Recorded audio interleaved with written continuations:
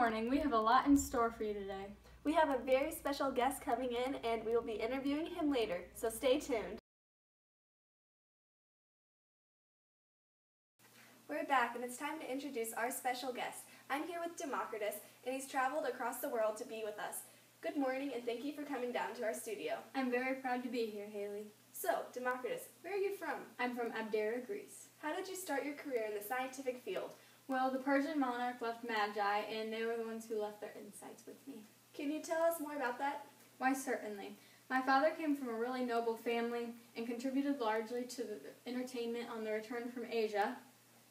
And as a reward for his services, the monarch left some Magi to teach us. Do you credit the Magi for your contributions to discovering the atom?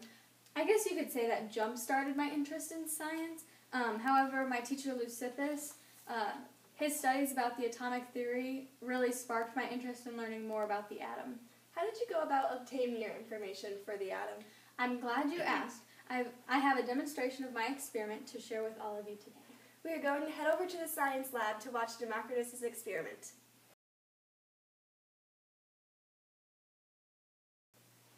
To prove Leucippus' theory, I'm going to use seashells.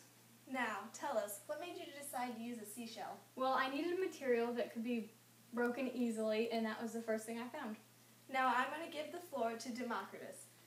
Okay, so for my experiment, I will be smashing a shell into thousands of smaller pieces. It will physically show how matter can't be completely destroyed, like in the atomic theory.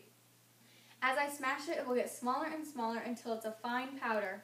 If you wish to try this at home, you'll need a seashell and something strong enough to break the shell. I will be using this, what's this called again? A hammer?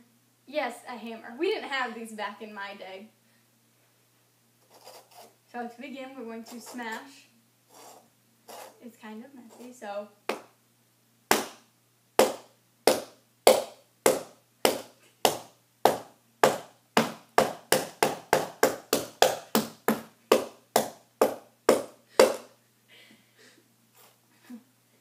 And then, as you can see, we're left with a few small pieces. Yeah.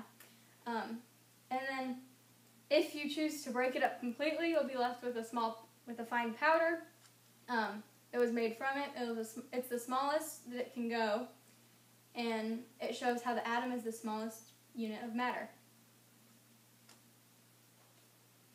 That was very informative. That was very informative. Thank you for sharing your discoveries with us. It was my pleasure.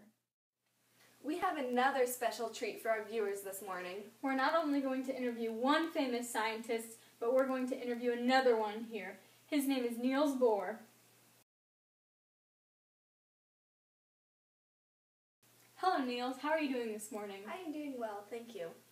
So tell us a bit about yourself. I'm from Copenhagen, Denmark, and that is where I attended college. As we saw from Democritus, do you have any interest in the atom? Why, yes.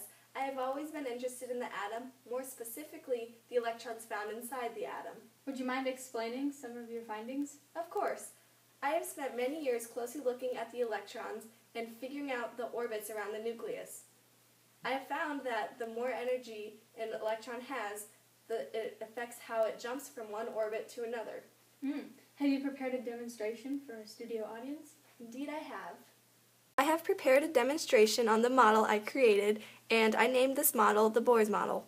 All the Bohr's model represents is the number of electrons that are orbiting around the nucleus at different energies. To describe the orbit, I named them energy shells, and the energy shells are these lines circling around the nucleus. The electrons can bounce from shell to shell depending if energy is being absorbed or not. The electrons that are closer to the nucleus need less energy than the electrons that are farther away. And this concludes my demonstration. So, what made you decide to make a model of this theory? Well, I thought it would be the easiest way to explain my ideas to other scientists. And I've heard you won an award for this. Can you explain the overall experience? Well, yes. In 1922, I won a Nobel Peace Prize, and it was a wonderful experience, and I met some great scientists there. Thank you again for coming in and talking about your atomic theory on our show. It has been an honor to be on your show. Well, folks, that's all the time we have.